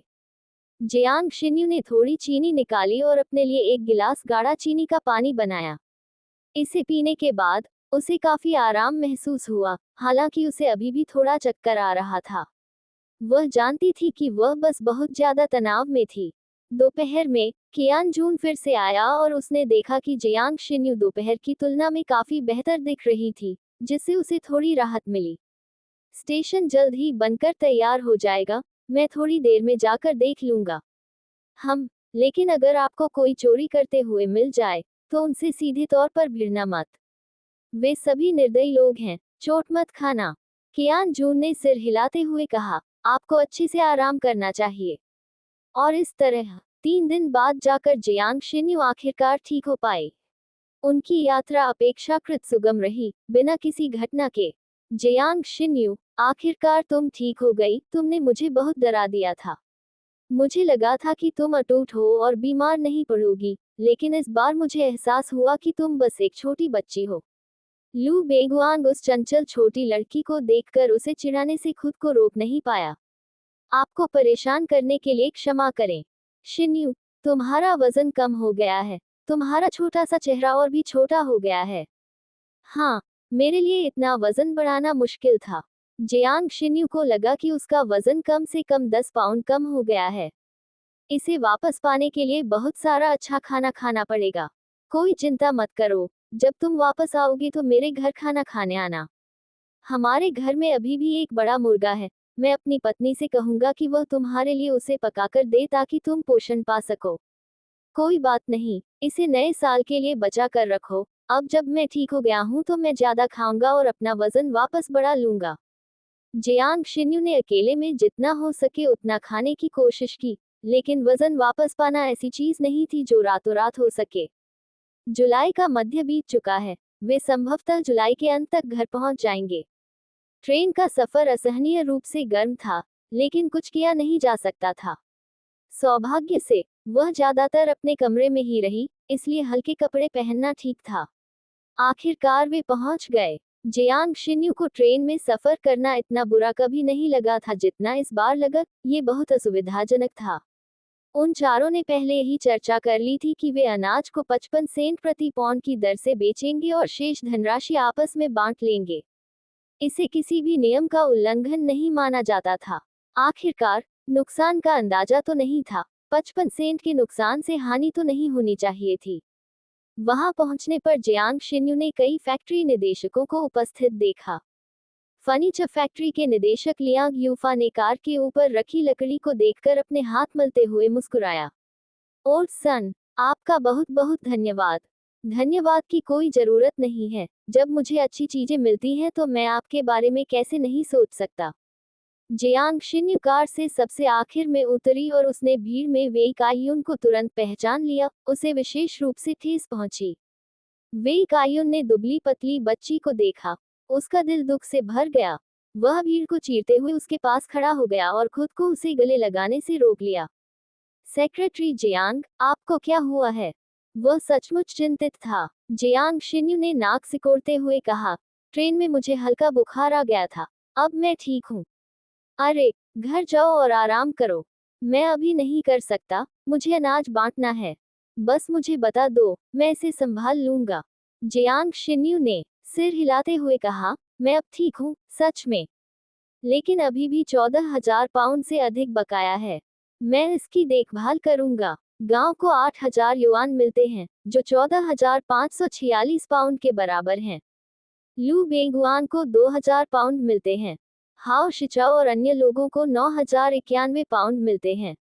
कुल मिलाकर ये 25,637 पाउंड है, जिसमें से 14,363 पाउंड बचे हैं। यह कोई छोटी रकम नहीं है। जियांग शिन्यू ने कियान जून से कहा, श्री कियान, मैं गांव वालों को अनाज लेने के लिए सूचित करने के लिए एक कार उधार लेना चाहूंगी, क्या ये संभव है? इतनी परेशानी क्यों उठानी? बस इसे ट्रकों में भरकर सीधे वापस ले जाओ। धन्यवाद, श्री कियान। हाओ शिचाओ भी पास आकर बोले, सचिव जियांग, आपके अथक परिश्रम के लिए धन्यवाद। कोई कठिन काम नहीं है, लेकिन आपको अनाज वापस ले जाने का कोई तरीका ढूंढना चाहिए। ये 9,091 पाउंड है। मैंने सब कुछ पहले से ही व्यवस्थित कर लिया है। हमारी कार कौन सी है? अंतिम एक। सेक्रेटरी जियांग, मैं आपको घर ले जाऊंगी, मैं सारी व्यवस्था कर लूंगी, आप चिंता न करें। वेई काइयुन उस छोटी बच्ची की पीड़ा को सहन नहीं कर पा रही थी। जी हाँ, सचिव जियांग, घर जाए, निदेशक वेई के यहाँ होने से कोई समस्या नहीं होगी। तो मैं घर चलता हूँ। सचिव जियांग, वांग फांगटियन आपको घर छोड़ देंगे। शेन शिनान ने मुस्कुराते हुए कहा। धन्यवाद, निर्देशक शेन, कोई चिंता नहीं, कोई जरूरत नहीं, मैं उसे घर ले जाऊंगा। निर्देशक शेन, जल्दी से एक गाड़ी का इंतजाम कीजिए। जब वे दरवाजे पर पहुंचे, तो जियांग शिन्यू ने दरवाजा खोला और वेई काइयुन उसके पीछे अंदर चला गया। उसने दरवाजा बंद किया और जियांग शिन्यू को गोद में उठा लिया। पत्नी, तुमने बहुत कष्ट सहा है, फिर भी तुम्हारा वजन इतना कम क्यों हो गया? कोई बात नहीं, मैं इसे जल्द ही वापस पा लूंगा। तुम्हें जल्दी स्टेशन वापस जाना चाहिए। गांव की गाड़ी में सामान लादने के बाद मुझे भी वापस जाना है। मैं अभी थोड़ी देर आराम करना चाहता हूँ। ठीक है, गाड़ी में सामान लोड हो जाने के बाद मैं आपको लेने वापस आऊंगा। वेई काइयुन ने उसके होठों पर चुंबन किया, फिर उसे छोड़ दिया और चली गई। जियांग शिन्यू ने कुछ पानी उबाला, ऊर्जा की कमी के कारण उसने पूरी प्रक्रिया के दौरान इस तरकीब का इस्तेमाल किया। बाथटब में बैठकर उसे काफी आराम महसूस हुआ। हालांकि गर्मियों के बीच में स्नान करना असामान्य है, लेकिन उसकी वर्तमान कमजोर स्थिति के कारण स्नान करना काफी सहनीय हो गया था। उसके बाद उसने चिकन लेग और मीट बन खाया, ठीक वैसे ही जैसे वह पहली बार आई थी, मांस खाकर अपनी ताकत वापस पा रही थी। वह गर्म कान के पलंग पर लेट गई और जल्द ही सो गई। आखिरकार शाम को वे लकड़ी को रेलवे स्टेशन तक ले जाने में कामयाब हो गए। हाओ शिचाओ और अन्य लोगों का अनाज भी ले जाया गया, अब केवल गांव का अनाज ही बचा है। शेन शिनान ने उदारतापूर्वक एक वाहन उधार दिया, और 14,363 पाउंड का सारा सामान उस पर लाद दिया गया। C-119 को एक अलग नजरिए से देखें। जियांग शिन्यू नींद में थी जब उसने दरवाजे पर दस्तक सुनी। पत्नी, मैं तुम्हें वापस गांव ले जा रहा हूँ। इस अवसर का उपयोग तुम्हारे माता पिता को श्रद्धांजलि अर्पित करने के लिए कर रहा हूँ। जियांग शिन्यू अभी भी स्तब्ध थी, और वेई काइयुन खुद को रोक नहीं पाए और उसे उठाकर कान पर गिरा दिया। उसे पता था कि कब रुकना है, अब समय नहीं बचा था। उसने हौनफती हुई जियांग शिन्यू को खींचकर खड़ा किया। चलो चलते हैं, गाड़ी इंतजार कर रही है। जियांग शिन्यू ने वेई काइयुन को गुस्से से देखा, अपने कपड़े ठीक किए और दोनों चल पड़ी। मैं आपके लिए 100 पाउंड अतिरिक्त गेहूं लाया हूं, जिसे आप बांट सकते हैं। हम, धन्यवाद। क्या हमारे बीच इतनी शिष्टता की कोई आवश्यकता है? वे सबसे आगे सेडान कार चला रहे थे, जिसके आगे एक बड़ा ट्रक चल रहा था। सुबह 3 बजे वे गांव पहुंचे। ट्रक सीधे ब्रिगेड कार्यालय के सामने रुका। मैं ट्रक से सामान उतारने के लिए किसी को बुला लाता हूं। कल सुबह होने तक इंतजार करते हैं। सच कहे तो अभी हालात अच्छे नहीं थे। उन्होंने ड्राइवर को ढूंढ लिया और जियांग शिन्यू ने उसे अपने घर पर आराम करने के लिए आमंत्रित किया, लेकिन उसने मना कर दिया। हम ट्रक में सो सकते हैं। जैसे ही वे कार में बैठने वाले थे, जियांग शिन्यू ने वांग जियानकिया की आवाज सुनी। शिन्यू, क्या तुम हो? चाचा जी। जी हाँ, मैं ही हूँ। हम ठीक इसी समय पहुंचे थे। कोई बात नहीं, मैं किसी को सामान उतारने के लिए बुला लूंगा, आप जाए और आराम कीजिए। ठीक है, अंकल जी। आप वजन का काम संभाल लीजिए, हम कल सुबह सभी से हिसाब किताब कर लेंगे। समझ गया, वापस जाओ और आराम करो। जियांग शिन्यू ने वांग जियानकिया को एक टॉर्च दी और दोनों गाड़ी चलाकर घर चले गए। उन्होंने मोमबत्ती जलाई और जियांग शिन्यू ने सफाई नहीं की। वे कायुन के बाहर जाने का फायदा उठाते हुए उसने भंडार से बिस्तर की चादरें मंगवाईं। उसने कंध पर एक चादर बिछाई और फिर खुद को रजाई से ढक लिया। पत्नी, चलो गले मिलते हैं। नहीं, तुम अच्छे बनो। अंततः वे कायुन सफल नहीं हो पाई। सुबह 5 बजे वे उठी और जियांग शिन्यू को लकड़ियों के शेड से कुछ जलते हुए कागज मिले और वे जियांग परिवार के दंपति की कब्र पर गईं। वे कायुन ने दृढ़ता से 3 बार झुककर प्रणाम किया, कुछ प्रतिज्ञाएं ली और वे घर लौट गए। नहाने धोने के बाद जियांग शिन्यू ने घर को साफ सुथरा किया और ब्रिगेड कार्यालय के लिए गाड़ी चलाकर निकल गई। इस समय तक सभी लोग सामान उतार चुके थे और गिनती का काम वांग जियानकिया के हाथ में था। चाचा जी, कुल कितने पाउंड हैं? 14,546 पाउंड। बिल्कुल सही। ग्राम प्रधान, मुझे हिसाब किताब करने दीजिए। ग्राम ने मुझे 8,000 दिए। गेहूं, परिवहन शुल्क, रास्ते के खर्च और नुकसान मिलाकर 55 सेंट प्रति पाउंड होते हैं, यानी 14,546 पाउंड के लिए ठीक 8,000। शिन्यू, आपका बहुत बहुत धन्यवाद, अब सबके पास खाना है।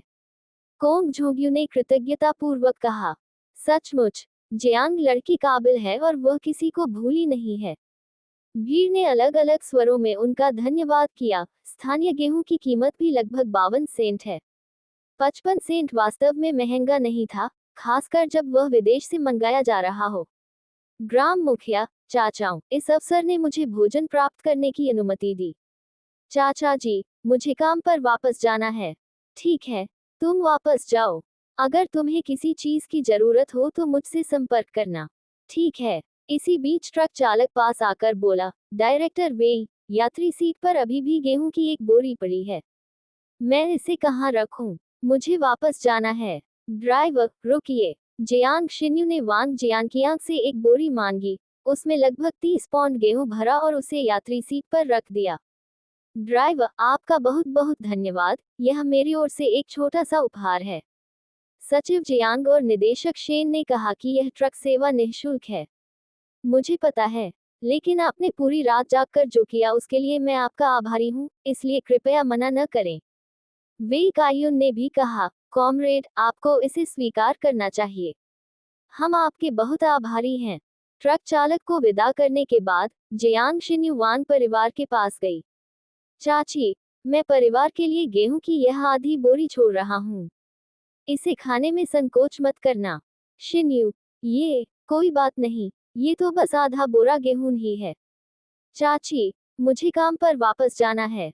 वांग जियान की आंख घर लौटी और उसने गेहूं देखा। इस लड़की में विवेक है और यह किसी का फायदा उठाना पसंद नहीं करती। इस गेहूं से तो शियाओ लॉन्ग की शादी हो सकती है। नाश्ता किए बिना ही वे काउंटी के नाश्ते की दुकान पर पहुंचे, लेकिन पता चला कि वह बंद थी। दरअसल, अब हर जगह अनाज की कमी थी। मई में बारिश हुई, लेकिन उसके बाद से एक बूंद भी नहीं गिरी। फसलें उगी तो थीं, लेकिन सूखे के कारण उनकी वृद्धि अच्छी नहीं हुई। पत्नी, मैंने अंदाजा लगाया है कि अभी भी 14,000 पाउंड गेहूं बचा है। अब तुम क्या करने की योजना बना रही हो? मुझे भी नहीं पता, आपको क्या लगता है? ओल्ड यांग को इसे लेने दो, तुम थोड़ा और पैसा कमा सकते हो। दरअसल मैं इसे इसलिए रखना चाहता था ताकि अगर इस साल फिर से सूखा पड़े और खाने के लिए अनाज न हो तो काम आ सके। पत्नी, इसे गर्मियों में स्टोर करके रखने से काफी नुकसान होगा। जियांग शिन्यू ने सिर हिलाते हुए कहा, मुझे पता है, चूहों से निपटना ही एक समस्या है। इसे ओल्ड यांग को लेने दो। इस साल की स्थिति को देखते हुए सभी को अनाज भंडारण के महत्व को समझना चाहिए। वापस आकर ओल्ड यांग को फोन कर देना। वो उत्तर पूर्व में है। अगर जरूरी हो तो इसे ट्रेन से भेज देना। तुम इसे संभालो। जरूर। ओल्ड यांग कम से कम आपको प्रति पाउंड 1 युआन तो देगा ही।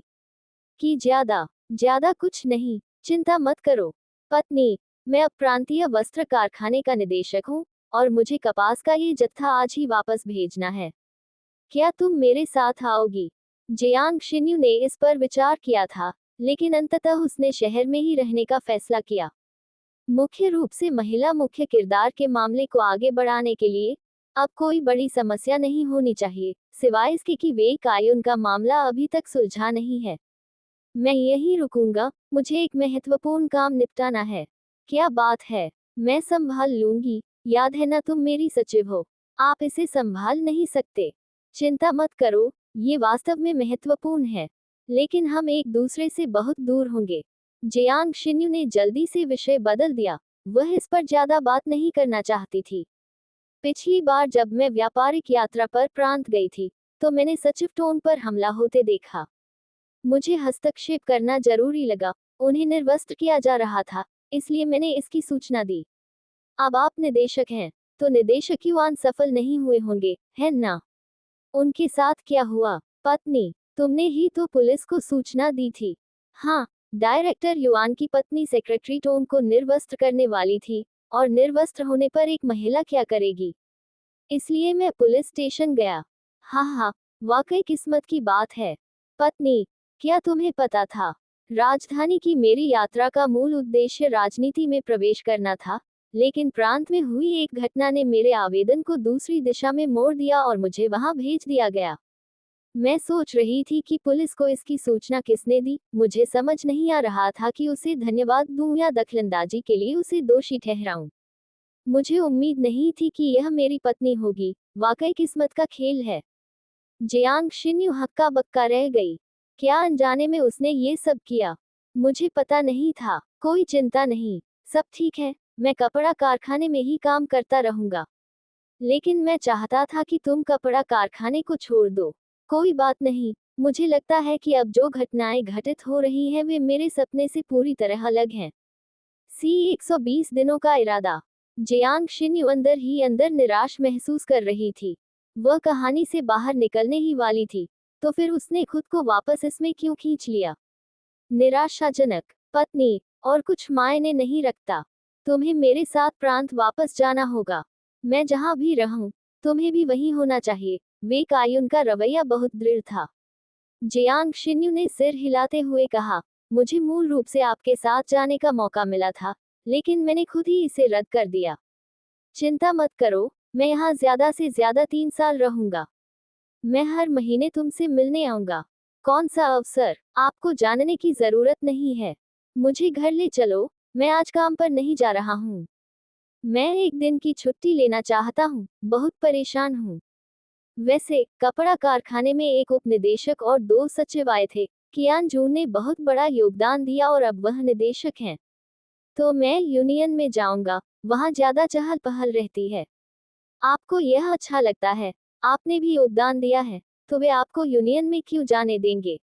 मुझे जटिल काम नहीं चाहिए, यूनियन बहुत अच्छी है। मुझे वहां जाने का कोई रास्ता निकालिए। मैं जिम्मेदारी से भरे काम नहीं लेना चाहता। क्या आप सचमुच यूनियन में जाना चाहते हैं? मैं करना चाहता हूँ।